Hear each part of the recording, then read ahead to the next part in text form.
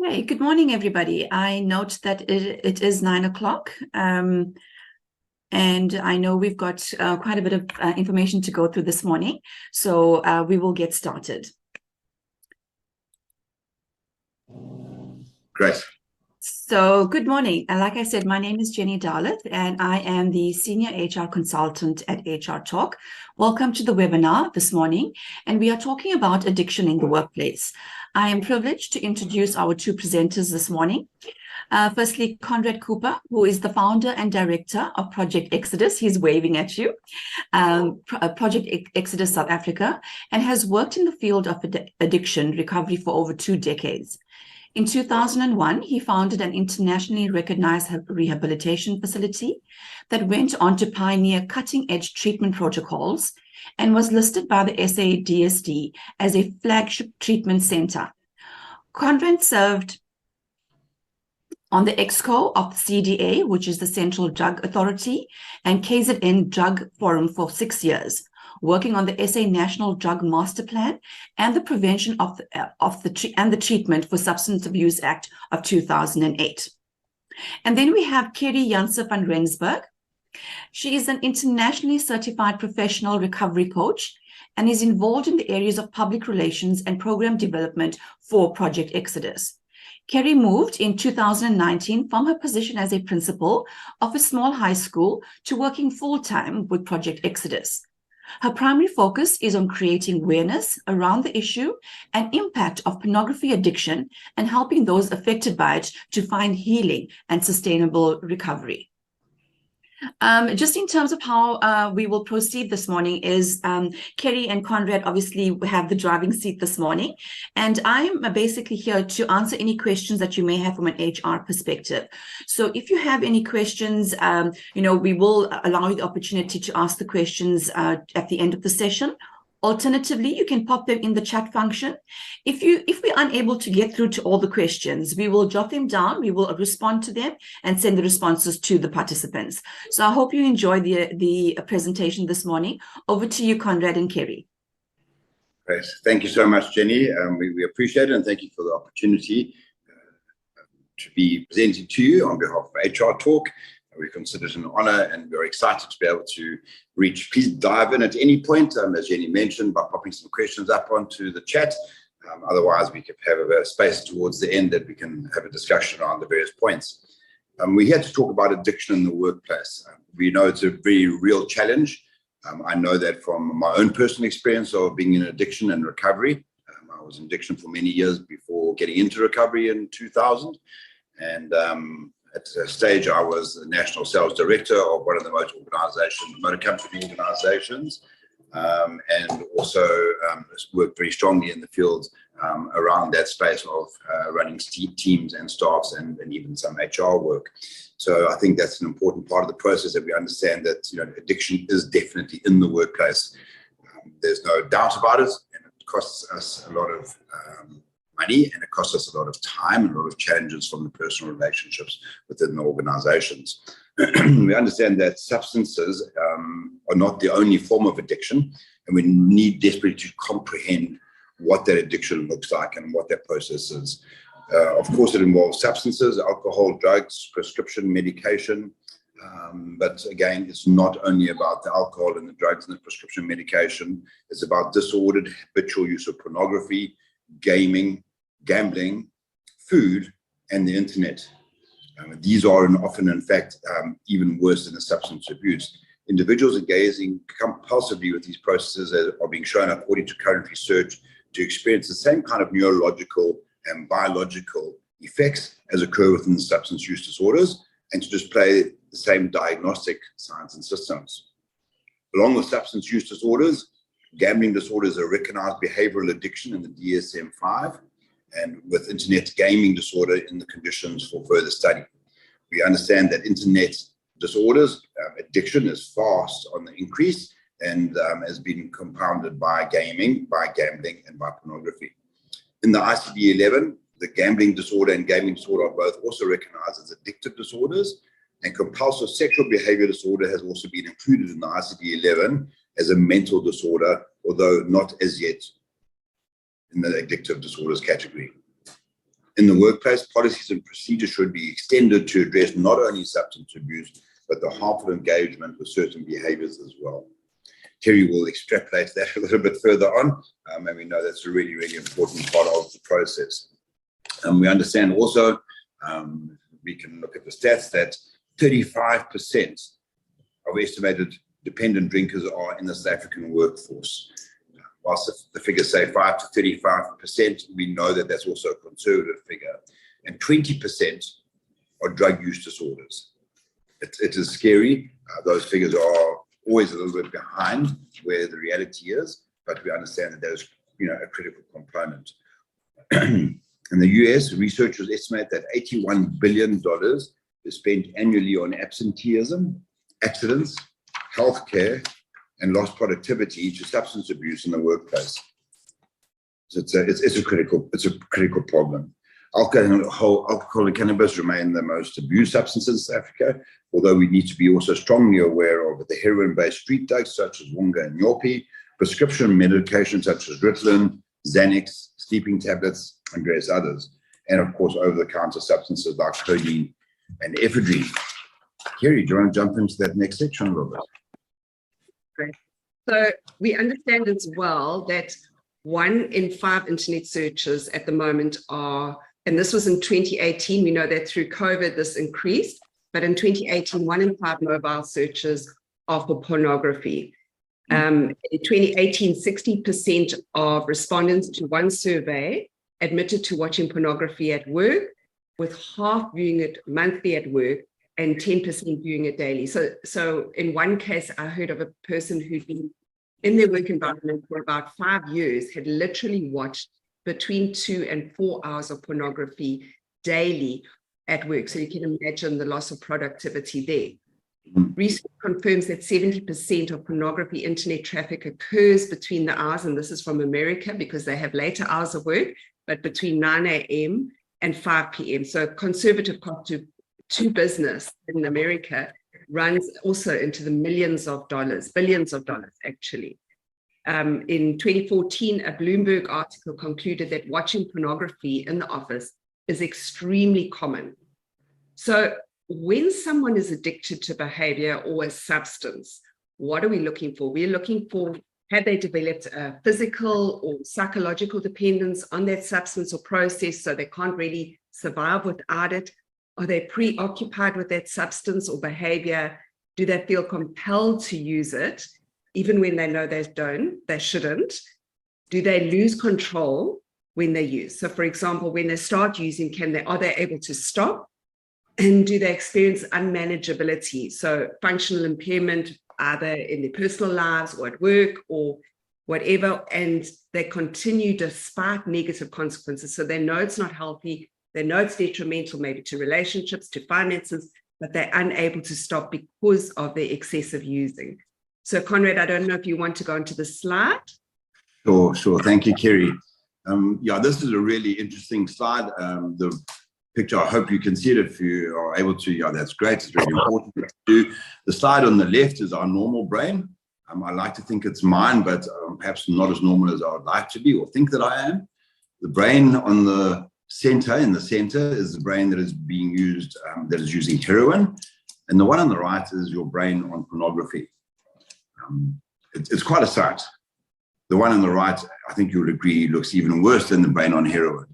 We need to understand absolutely that heroin is a challenge, but pornography is the new narcotic. It's a hugely challenging space.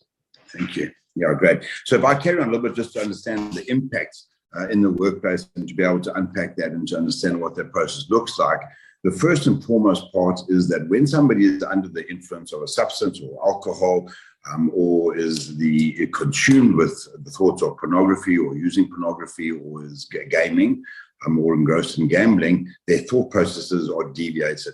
We know that with machinery, obviously alcohol is not permitted into the workplace, and we know that from going to a couple of organizations and presenting around this area, that we get alcohol tested even as civilians entering into the workplace. But we know that compromised decision-making can't be drug or breathalyzer tested. And that is the remnants when the tests are negative, that compromised decision-making rears its head. There's obviously a decrease in productivity. We can measure that. It's quite easy to measure. And when you are on top of, from a work perspective, monitoring the output of your employees, you will certainly have an understanding around that productivity. There's an increase in errors, accidents, injuries, and incidents. The one organization that we went into a week or two ago, a large organization, their accident-free days were only 2 days. It's only 2 days. It's a challenging process, you know. And of course, there's an increase in tardiness and absenteeism. Maybe just keep it for 1 day as opposed to 2 days. So perhaps there may not be a medical letter that's required, but definitely it's cumulative, and on a larger workforce it accumulates. There's very definitely an increase in criminal activities around theft, fraud, dealing on site, bargaining, and avoidance, issuing fraudulent doctor's letters and those kind of things as well is also rife. So it is important to know that there's a criminal activity that accompanies this. In line also with pornography as well. There's an increase in unethical behavior between themselves and between the relationship of an employer and an employee. And it can, from a management perspective, where the manager is obviously using, there can be deceit, duplicity, dishonesty, compromise, and bribery going both ways. That is a huge process. It's difficult to quantify the costs. It's difficult to understand the impact on relationships, on trust, and on performance. Fractured relationships amongst colleagues, supervisors, etc. Because we know that substance abuse and pornography, there's no discrimination of who it gets caught up into it. It's critical. Over and above the personal harm to the addicted individual, the addiction in the workplace has obvious economic impact on employers, and it can also affect the workplace safety, culture, and work ethos. We know that there's a great saying at the moment saying that culture eats systems for breakfast, and culture is important. And there has to be a culture in the organization that really promotes safety from a mental health perspective. Up to 25% of injuries in the workplace involve employees under the influence of alcohol. And according to studies conducted by the International Labour Organization, employees with substance use disorder are absent 3 times as often as other employees and claim 3 times as many sick benefits. Are you paying the medical aids?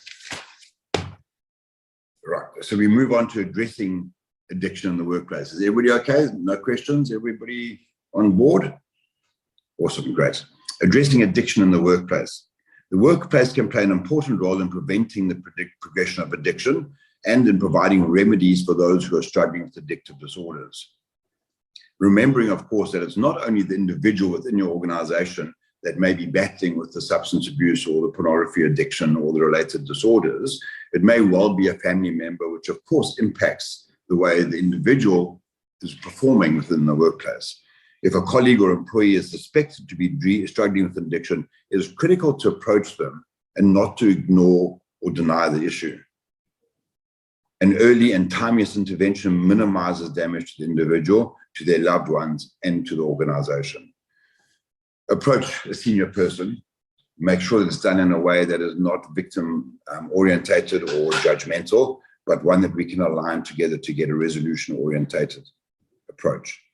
Warning signs that are common in the signs of addiction in the workplace include poor performance or a drop of performance, low productivity, frequent tardiness or absenteeism, taking excessive number of breaks during the work hours, long toilet breaks, money problems, regular requests for money or salary advances or loans, irrational behavior, illogical, irrational behavior, nonsensical explanations and excuses, extreme moodiness, mood swings, negative attitudes, issues with colleagues and supervisors, dishonesty, secrecy, duplicity, physical deterioration, and physical symptoms such as shakiness, drowsiness, or slurred speech.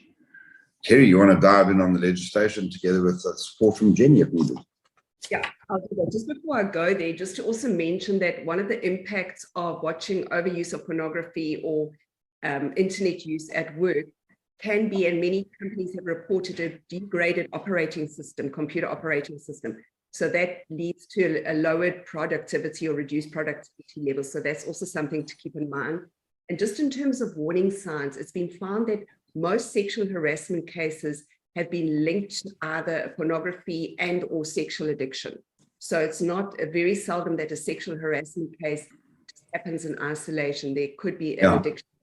It doesn't excuse the behavior, but there could be that behind it as well. So in terms of legislation, there are several South African acts which legislate how substance abuse and addiction should be handled in the workplace. I'm sure many of you are familiar with these: the Constitution of the Republic of South Africa, the Prevention and Treatment for Substance Abuse Act 70 of 2008, the Occupational Health and Safety Act, the Compensation for Occupational Injuries and Diseases Act, the Employment Equity Act, the Labour Relations Act, the South African Labour Law, Labour Guide, and then more recently, the Cyber Crimes Act 19 of 2020 replaces a whole lot of previous acts which were in place in terms of digital use, digital media use, it's illegal use as well. And it's very important that as companies that we are aware of this. The Film and Publications Amendment Act 11 of 2019 is also very important to take note of, especially when it comes to legal activities, because companies need to be able to prove that they have put in place structures that will prevent, as far as possible, employees accessing pornography and illegal websites at work. And then obviously there are many codes of good practice. One especially to take note of is handling sexual harassment in the workplace. So also helpful is the International Labour Organization's Code of Conduct on the Management of Alcohol and Drug-related Issues in the Workplace. In these acts and codes, it's quite interesting to notice that addiction is defined as an incapacity or a health problem, and it should be treated as such. So if we go on to legal responsibilities for employers, in South Africa, an employee cannot be dismissed for unsatisfactory performance due to the condition of addiction if they voluntarily seek or agree to assistance in treatment. Rather, it is the responsibility of the employer to adopt a restorative approach and to assist an employee with an addiction problem to obtain access to counseling, treatment, and rehabilitation services. And we've seen some amazing situations of employers who so value the employee and the work that the employee is able to do when they're of the right mind, that they've actually joined them in coming to recovery groups and supporting them, which has been just amazing. It's not an expectation, but it definitely has helped. Employees who voluntarily seek treatment for addiction and who are still fit to work are entitled to job security and freedom from discrimination. So in case where an employee is no longer fit to work, an employer should assist that employee to obtain access to counseling, treatment, and rehabilitation services. Only when an employee fails to cooperate fully with a recommended treatment program can an employer then take further disciplinary or dismissal action as is considered appropriate and as is in accordance with the company's policies and procedures. And I'm going to hand over to you at this point, Conrad. Great, thank you so much. Yeah, so obviously with the complexities, one has to be able to assess them a little bit differently and to understand it and to have a little bit of training and experience within that space. It certainly goes a long way to be able to do that. But the forms of assistance that are readily available and understanding that employees are obligated to assist in one or more of the following ways. The first one is to identify professionals and services that specialize in the counseling, treatment, and rehabilitation of addiction-related problems in the community and referring the employee to such personal assistance. Remembering under the National Drug Master Plan, which is under Act 70 of 2008, it puts the onus and responsibility of all of us to be responsible for addiction and recovery in our own communities. And your workplace is a community. So we do have to have a level of responsibility and ownership within that area. So that ability to refer an employee to professional assistance is critical. If there are no funds to be able to do that, there are an ability to identify community-based organizations, as well as self-help groups that may be useful to employees in dealing with their addiction-related problems, and refer such employees to these organizations. Project Exodus, for example, runs close on 100 groups throughout the country, and are recently opened up in the UK, and we have a group opening up on the 6th of October in the States. Really excited about that. Things are going well from that perspective. But these self-help groups go often a lot further than self-help by offering assessments, by offering good recovery programs, good input and good guidance, both for the employee and the employer. So there are full and robust involvement within that area. It is important to understand we can suggest the employee contact his or her personal doctor or physician, or the clinics for initial assessment and treatment, helping the employees to locate the medical doctor for the assessment if they do not have a personal physician. The Department of Health has a responsibility, legal and otherwise, to be able to process this area. There are many hospitals, government hospitals in Durban that do provide these services. It can be a little bit challenging, but we do have an understanding that you should have, as an employer, a referral directory readily available and accessible to your employees. If you're able to put that on display, it really relieves a great deal of problems. It takes pressure off of you. It defines a culture within your organization of honesty and support, and we find that that is really beneficial to the work outcomes. Right, financial responsibility. You have to pay for all addiction treatment. That would be a dream, but unfortunately, I should say for you guys, that's not the case. Employees volunteering for addiction treatment are to be treated in the same way as employees with other health problems in terms of paid sick leave, paid annual leave, leave without pay, and if required or possible, contractual medical aid cover. You are not legislated to pay for rehabilitation costs. However, you may choose to do it if the financial means are available to organization or if it's a healthcare benefit for an employee. I repeat that.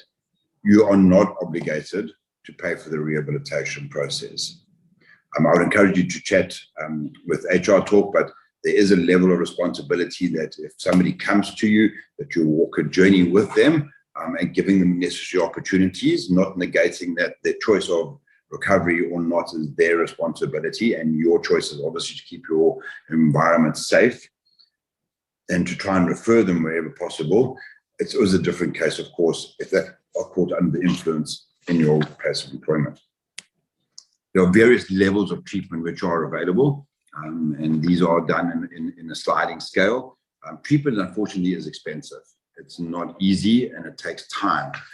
Often the short-term programs are very challenged in their efficacy simply because it's a complex disorder, and there's often mental health issues that are related to substance abuse, to pornography usage, gambling, internet and gaming disorders. In that, there's depression, there's anxiety, there's often the other mental health issues which get raised up within that kind of area. And it is important that all of those are really addressed for a successful outcome. A primary treatment option requires often a detox bias that is only really, it's a term that is bandied around quite strongly, but is only really required for certain substances, which is alcohol, opiates, benzodiazepines, and opiates. I said opiates, I beg your pardon. And those are the kind of critical areas. Often the health has been severely impacted, and there's also a psychological impact of a detox process where the brain is understanding that it takes time to realign. The inpatient treatment can run from 28 days up to over 6 months, and the most successful outcomes are definitely on a 3 to 6 month period. But we know also the neurological pathways take about 3 months to really start rebalancing and regenerating health and directional process around it. It is critical, guys. It's very difficult to stop, and the success rates are very low without the appropriate treatment. So if there is an opportunity for a referral to a treatment process, that often is a really good choice, but not altogether necessary in all spheres of addiction. And that is why an assessment and engagement point is critical. We do provide that service at Project Exodus, and there are other organizations that, of course, do that as well. An outpatient or a non-residential program follows a defined duration. It's private or community-based. There are various options. And that often takes up to about 6 months to really process it because there's a limited time application. It's a non-residential process. A good outpatient program, when well attended, with a good attitude from the client that is engaging in it, can really make a huge difference. And then, of course, there are the community-based self-help groups in the form of recovery groups such as Project Exodus and the NIA 12-step processes. There is a difference often within the approach to treatment and the process around it, but there's good support and structures that you can refer to within that area.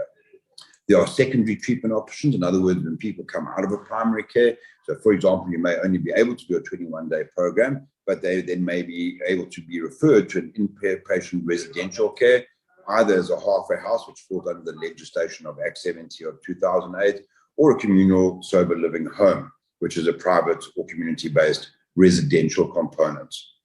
They do not offer treatment programs inside sober living homes, but they do have a continuation of treatment in the halfway house. So a sober living home will probably be working quite closely with a support group network or the therapeutic group network in order to continue an outpatient program. The outpatient program, non-residential program, is also clearly a form of secondary treatment option and continued care. Normally, the journey for the individual in recovery is a good 2-year period that one is having to keep a good system of management over them.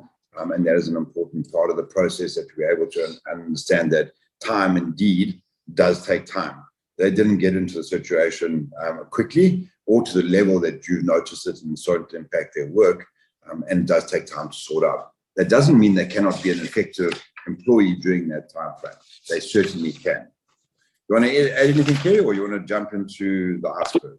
Well, not into the iceberg, but I want to jump into the iceberg. It's far too cold for that. So we do believe in the iceberg model, where we believe that addictive behaviors form the, if we think of an iceberg, it's generally only the top 10% of the iceberg that we see that is above the waterline.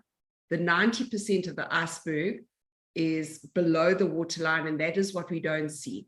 And we see addictive behaviors as being the top 10% of the iceberg. It's what we see, but underlying those addictive behaviors are coping mechanisms, are learned behavior that is in place that leads eventually and has led to addictive behaviors. So many people understand recovery to be synonymous with abstinence. So although abstinence is a non-negotiable prerequisite for recovery, it does not equate to a sustainable, meaningful recovery. So for this, abstinence needs to be combined with personal transformation.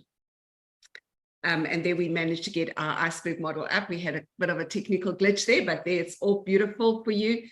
If we look at the addictive behaviors, we can see there's a cycle of addiction that is at the top of the iceberg, and driving that cycle of addiction are a multitude of dysfunctional, environmental, biological, psychological, social, emotional, spiritual mechanisms that lie between the surface. So we call these maladaptive mechanisms because it's the way we've adapted to situations in our lives that are not healthy ways of adapting.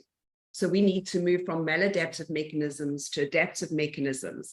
So those mechanisms, those maladaptive mechanisms that lie between the surface include things like flawed beliefs, denial, poor coping skills, underdeveloped emotional intelligence, dual diagnoses, spiritual disconnection, toxic environments, isolation, shame, and trauma.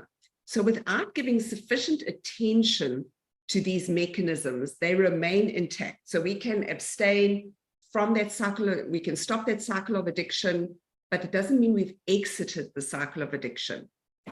These mechanisms will continue to have a negative impact, which will lead back to using over time. As someone has said, if nothing changes, nothing changes.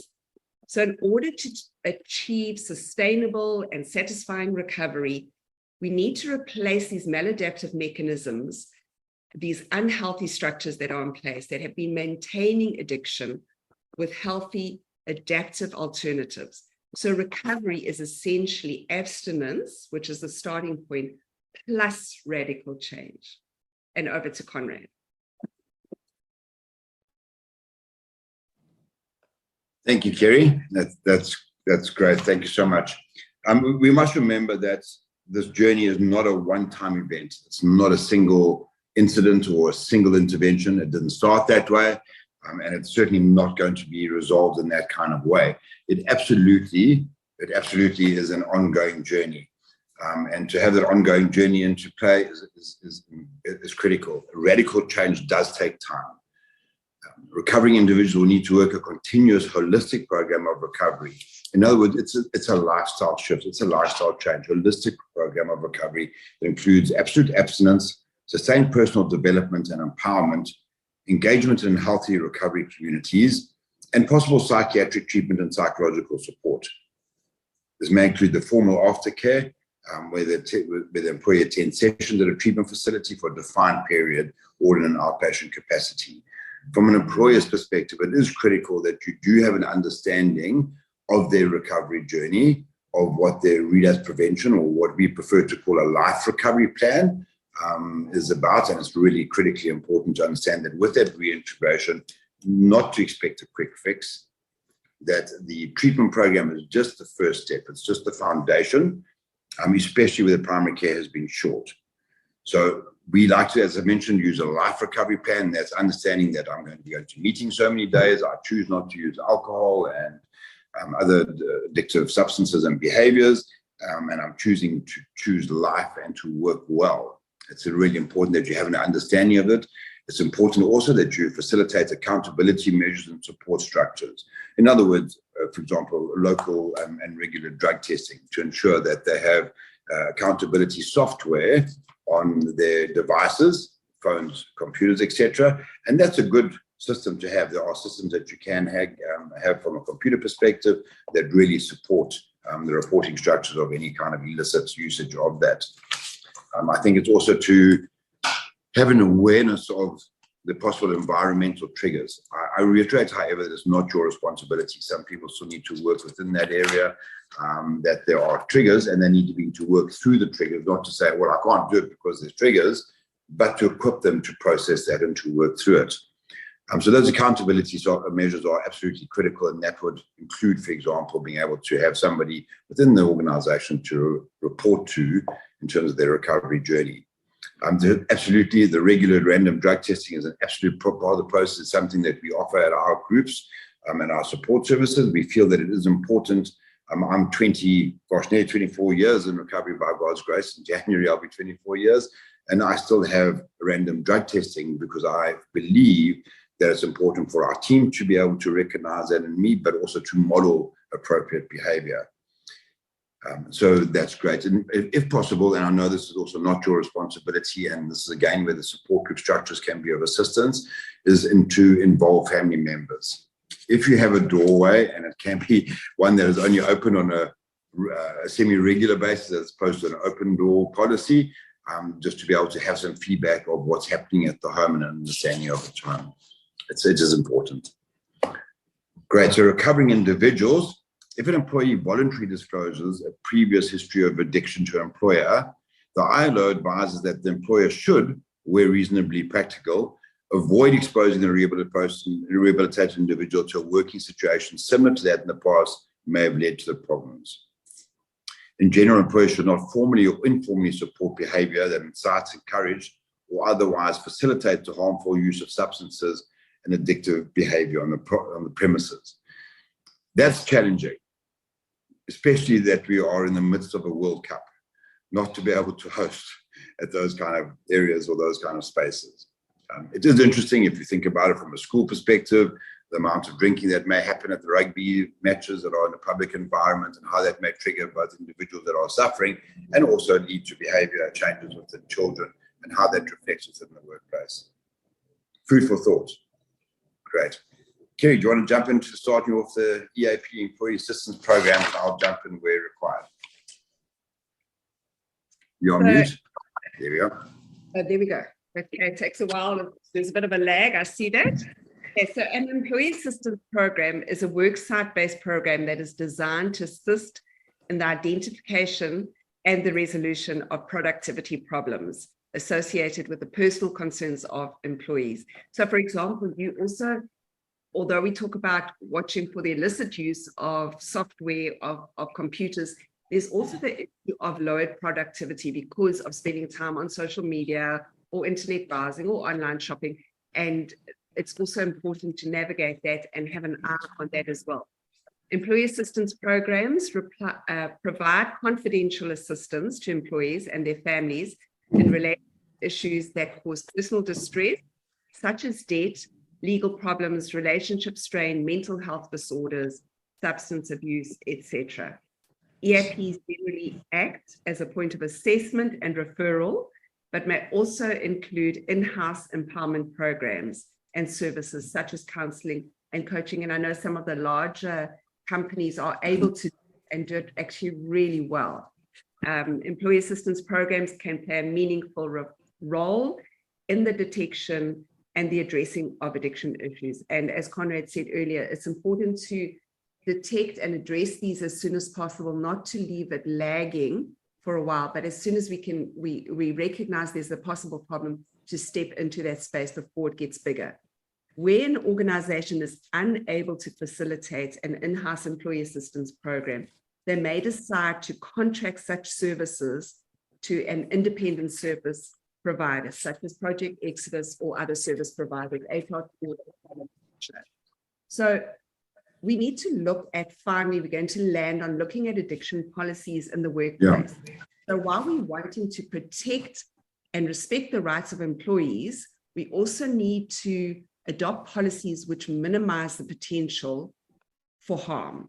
So every organization needs to have clear and comprehensive documented policies and procedures in place relating to the prevention, the reduction, the management of addiction in the workplace. So these policies and procedures need to ensure good employment practices, promote health and safety in the workplace. We don't want to be ignorant of a toxic work environment or a hostile work environment because we've allowed addiction to continue in the work environment. We need to support the well-being of employees. We need to create a place of emotional safety in the work environment. We need to protect the organization against labor disputes. We need to monitor productivity, as I mentioned, and we need to protect company resources as well. So such policies should apply to all staff, managers, and employees, and should not discriminate on any grounds.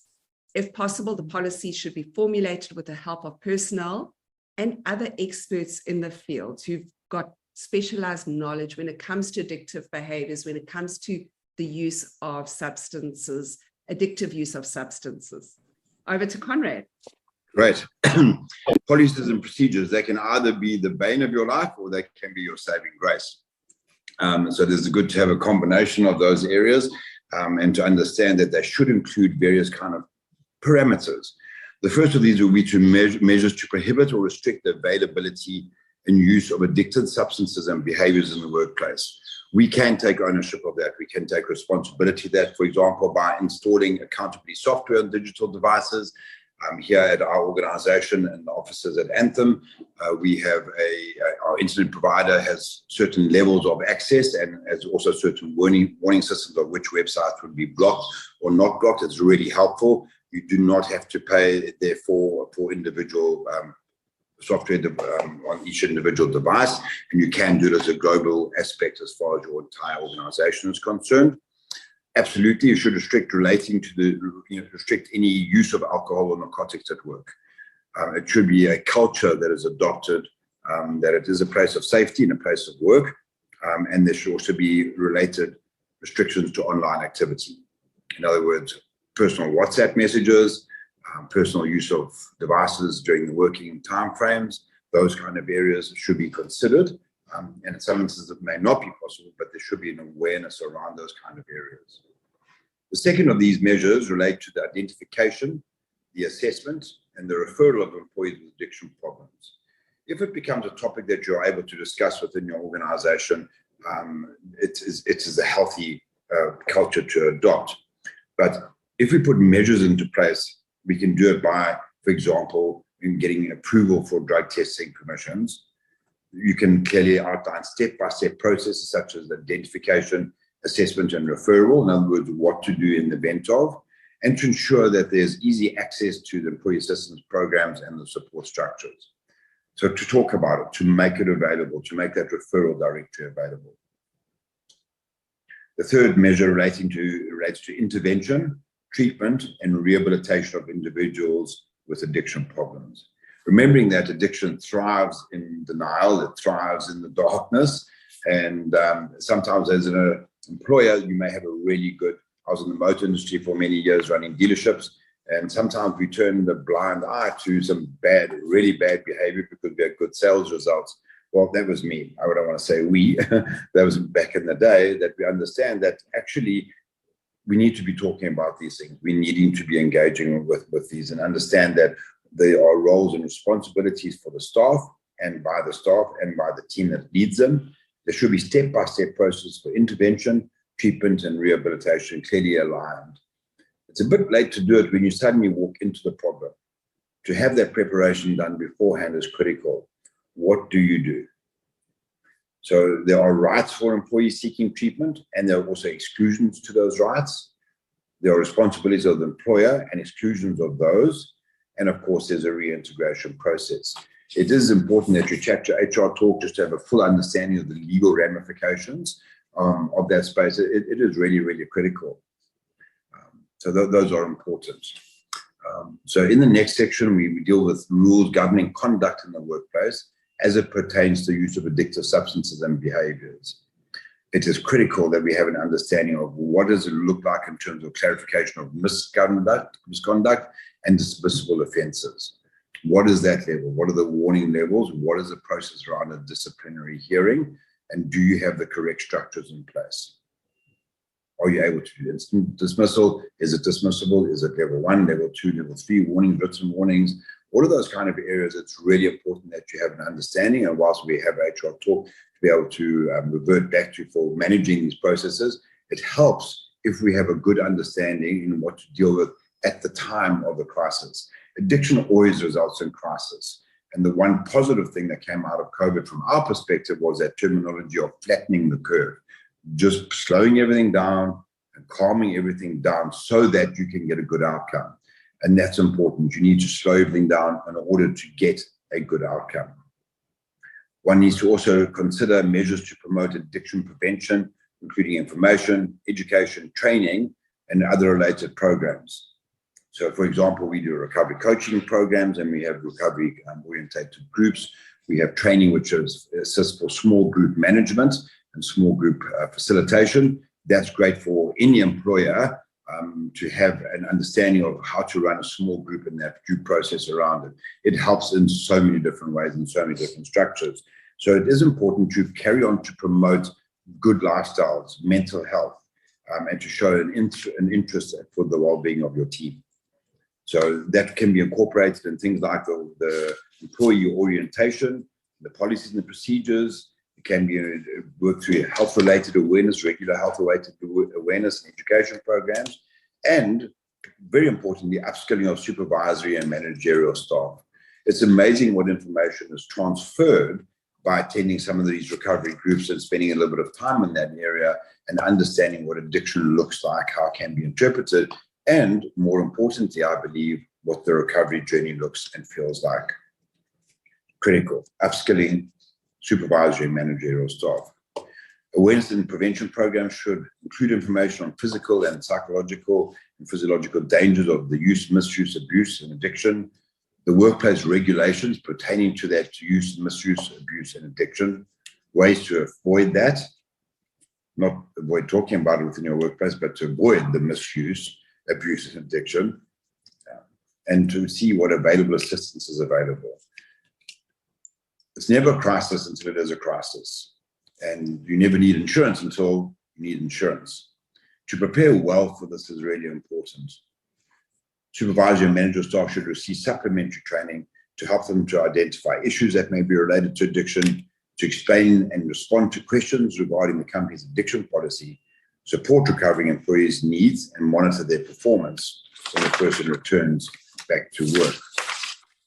It is important that we really engage seriously with the work that we do and the way that we approach it. We do have responsibility for those in our care as far as our employees and employers are concerned. Both ways, there is a responsibility for employees to the employer and the employer to the employees. It's not great to work for a boss who's addicted. and using substances. It really is not great. It's also not great to have an employee that you may have a real soft spot and might be generally really good at their performance, and to see the breakdown of their lives and their families and their circumstances of employment. It's important to be front-footed and to be resolution-orientated. Project Exodus, we are an organization that has been in operation for 5 years, although the research went back many, many years prior to starting. We are thoroughly engaged and determined to go after recovery, both in terms of shifting the culture in our country, in our communities, and in our workplace. We are able to support, by God's grace, 100 groups throughout the country, close to 100 throughout the country, and have recently also gone offshore as well. We are well received within that space, thank goodness, that there are new ways and new processes. The new act, which was introduced in 2015, although it took 7 years to be promulgated and to be passed through the various areas of ratification, is a good act. The National Drug Master Plan is a good plan. It is, however, still born unless we take action as community members, as leaders, as business leaders, and just simply as members of our South African community. We can make a difference. So at Project Exodus, we provide addiction and support recovery groups, outpatient and employee assistance programs. We provide resources and tools and upskilling through our education, training, and consultancy. We do recovery, and we also have a mobile app, which is not an easy thing to manage, that mobile app. I think we were really looking at how we could really cover ground, and that has been one of the ways of it. So I think from an employee perspective, and we run a team of 16 people at our office, we take great care to ensure that they are well looked after, and that starts with our management trying to look after ourselves the best way that we can. We are quite innovative in the way that we engage, in the way that we create solutions, and we are here to be of service to you. Cool. Kerry, you want to add anything?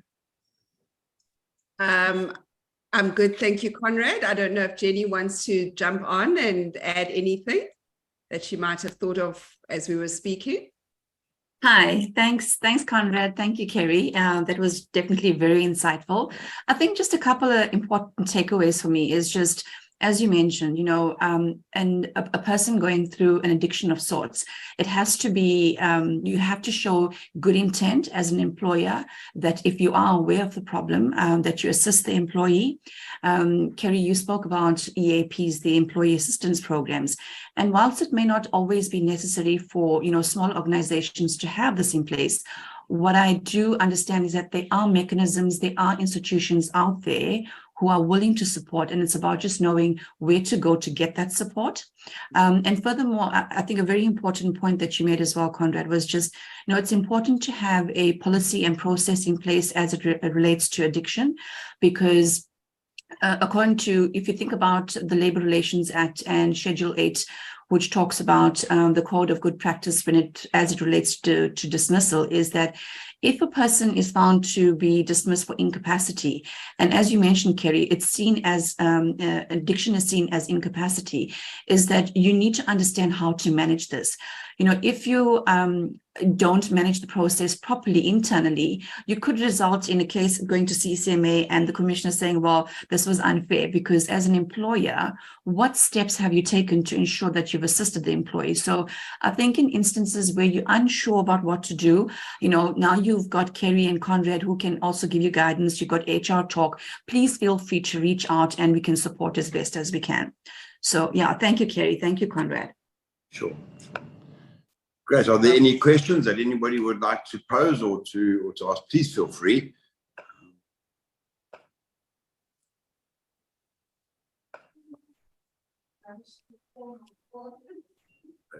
Sorry, can't hear you.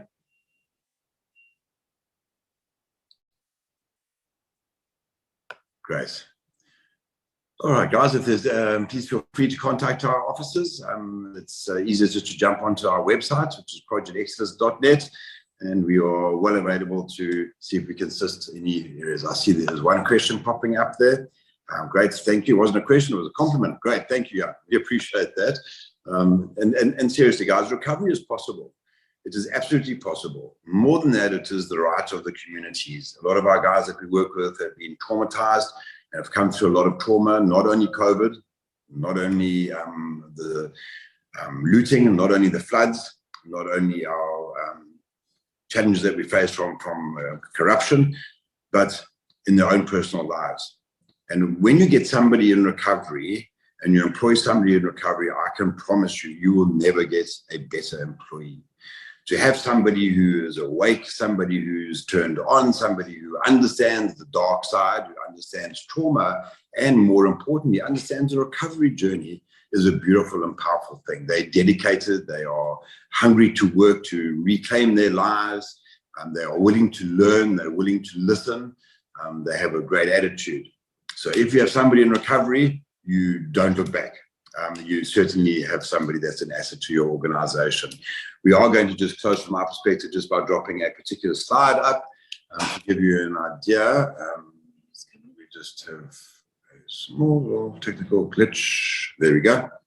That gives you an idea of what we do in terms of the storehouse. We have recovery groups in terms of addiction recovery, supporters recovery, pornography recovery. Spa recovery is not a local spa.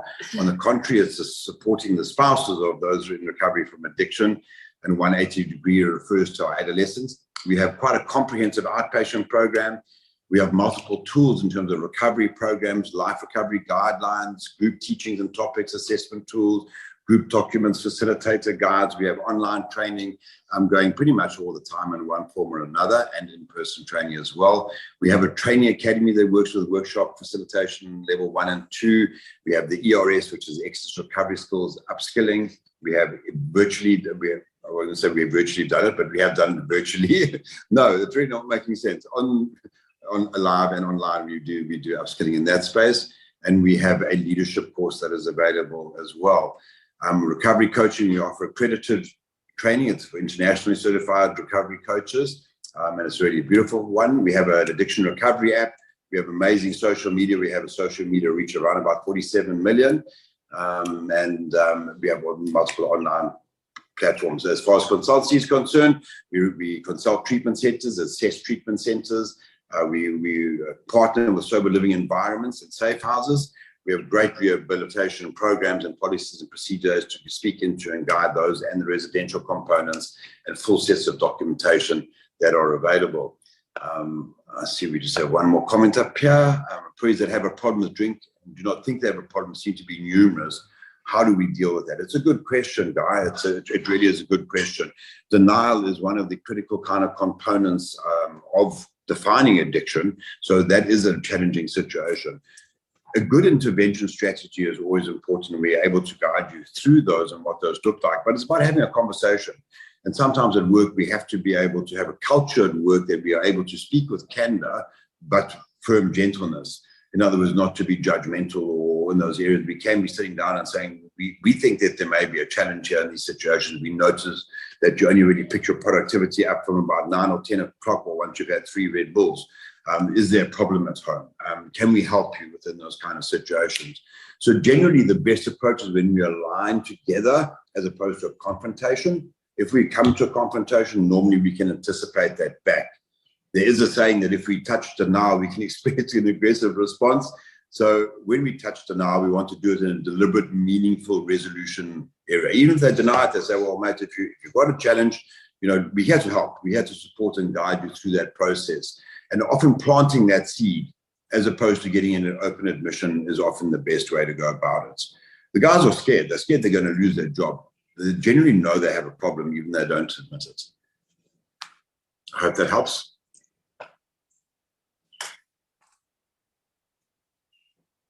Great. If there's not any more, you are able to contact us. And of course, the awesome and powerful HR Talk. We love the organization. So thanks, Jenny, to yourself and Karen and everybody else that is there. You do an amazing job, and we are grateful for this opportunity. Please feel free to give us a shout, and we are willing and able to help in any which way we can. Thank you so much, Kerry and Conrad, for giving up your morning and sharing your experience and your stories with us, and for educating us further. We really always look forward to having you on these webinars. And thank you, everybody, for participating this morning. Yes. Cheers. Thank you, Jenny. Cheerio. Thank you. Bye. Bye.